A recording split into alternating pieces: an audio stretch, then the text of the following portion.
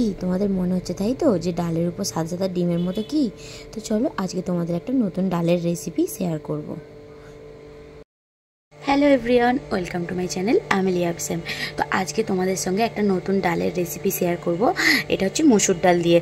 আর আশা করছি এইটা করার পর একবার যদি তোমরা করো, সপ্তাহে একবার তো করতেই হবে, কারণ এটা এতটাই টেস্টি হয়। এই ডালটা সত্যি খুব ভালো, আমি বাড়িয়ে বলছি না, তোমরা নিজেরা একবার ট্রাই করতেই পারো। আগে করে তো দেখো, তারপর দেখতে পাবে। তো চলো সাথে থাকো, সবটাই তোমাদের সাথে শেয়ার করবো।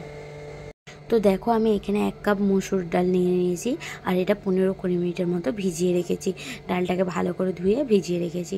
এবার আমি ডালটাকে ছেঁকে ভালো করে একটা পাত্রে তুলে নেব, যেন না জল থাকে একদম। আর তার পাশাপাশি আমি একটা বড় সাইজের আলু একদম জিরি করে কেটে নিয়েছি দেখো। আর নিয়েছি একটা বড় সাইজের পেঁয়াজ জিরি করে কেটে নিয়েছি।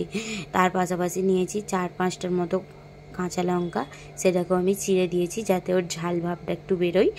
আর নিয়েছি একটা টমেটোটাকেও আমি কুচি করে নিয়েছি দেখো।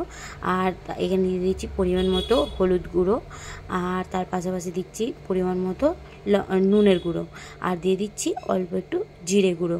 দিয়ে আমি এটাকে ভালো করে হাত দিয়ে মাখবো, যতক্ষণ না ভালো করে একটা মনে হচ্ছে যে ভালো করে মাখা হচ্ছে।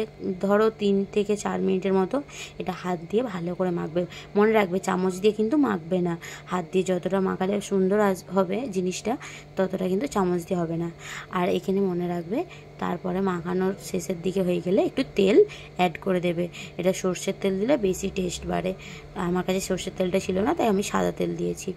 তো দিয়ে এটাকে আরেকটু ভালো করে মেখে নেব। তো মাখা হয়ে গেছে, এবার আমি কড়াই জেলে নেব। কড়াইয়ের মধ্যে অল্প পরিমাণ মতো তেল নিয়েছি, আর নিয়ে নিচ্ছি একটা ডিম ফাটিয়ে। ডিমটাকে ভুজিয়া মতো করে নেব, ছোট ছোট টুকরো করে নেব দেখো। আর তোমরা চাইলে ডিমটাকে একদম ভেজে পিস মতনও করে নিতে পারো। তো ভুজিয়া করলে সবার গালেই পড়বে, তো তার জন্য নিয়েছি। দেখো আমার ডিম ভুজিয়া হয়েও গেছে, এবং সেই কড়াইয়ে আমি 2 গ্লাসের মতো জল দিয়ে নিয়েছি, যেহেতু ডালটা সেদ্ধ হবে তো তাই জন্য। তো দেখো তারপরেই আমি জলের মধ্যেই ডালের পরিমাণটা সবটা দিয়ে দিলাম। দিয়ে আমি এটাকে ঢাকা দিয়ে হতে দেব, আর গ্যাসটা আস্তে করে দেব। তো যতক্ষণ না ডালটা সেদ্ধ হচ্ছে, আমি ডালটা এরমভাবেই ফুটিয়ে নেবো চাপা দিয়ে। তো দেখো আমার এখানে ডালটা হয়ে গেছে পুরোপুরি, দেখো পুরোটাই সেদ্ধ হয়ে গেছে, আলুগুলো খুব সুন্দরভাবে সেদ্ধ হয়ে গেছে। তো আমি এটাকে নামিয়ে নেব।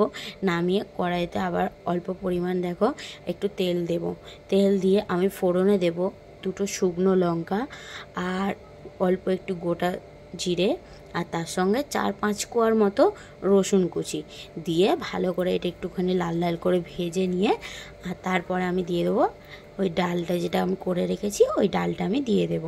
তো দেখো আমার এখানে ফোড়নটা ভাজা হয়ে গেছে, এবার আমি ডালটা ঢেলে দেব।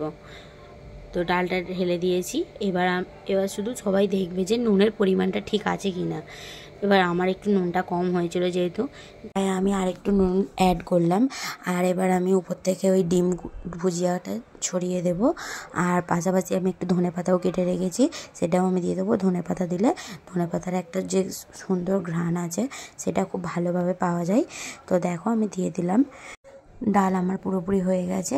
তো এরকম নিত্য নতুন ব্লগের জন্য আমাকে ফলো করো, সাবস্ক্রাইব করো, আর লাইক কমেন্ট শেয়ার করতে কিন্তু ভুলো না একদমই। তো চলো টাটা।